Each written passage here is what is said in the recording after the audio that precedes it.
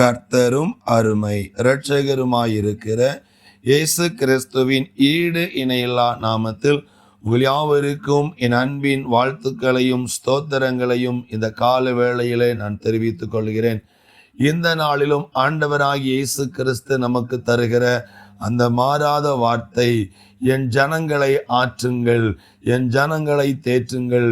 இந்த கால வேளையிலே இந்த வார்த்தையை கேட்டுக்கொண்டிருக்கிற என்னுடைய ஜனங்களை ஆற்றுங்கள், தேற்றுங்கள்.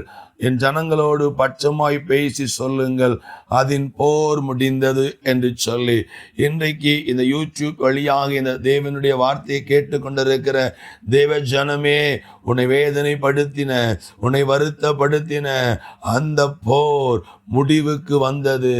ஒருவேளை அது வியாதியா இருக்கலாம், கடன் பிரச்சனையா இருக்கலாம், பிசாசின் போராட்டமா இருக்கலாம், எந்த காரியமா இருந்தாலும் கர்த்தருடைய கரம் இன்றைக்கு அந்த போரை முடிவுக்கு கொண்டு வந்து விட்டது.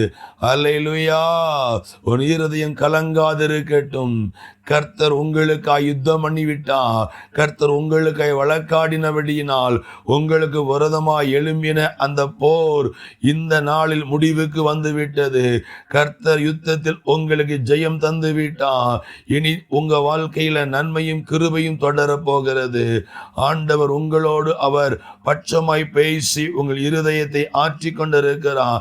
இப்போ இந்த வார்த்தையை கேட்டுக்கொண்டிருக்கிற தேவ பிள்ளையே, உன் இருதயம் கர்த்தரால் தேற்றப்படுகிறது.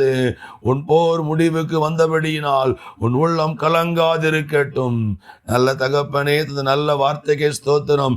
நல்ல வார்த்தையின்படி இன்றைக்கும் பலவிதமான காரியத்தின் நிமித்தம் வேதனைப்பட்டு வருத்தப்பட்டு வாழ்ந்து கொண்டிருக்கிற தேவ பிள்ளைகளுக்கு நேராய் இந்த வார்த்தை கடந்து போயினும் ஸ்தோத்திரம். போரை கர்த்தர் முடிவு கொண்டு வந்தீர்மக்கு நன்றி. தொடர்ந்து ஜெயத்தை கொடுத்து ஆசீர்வதிங்க. கண்ணீரை துடைத்தருளும். வேதனைகள் மாறட்டும், நிந்தைகளும் நெருக்கங்களும் நீங்கி போகட்டும். இயேசுவின் நாமத்தில் பிதாவே, ஆமென்.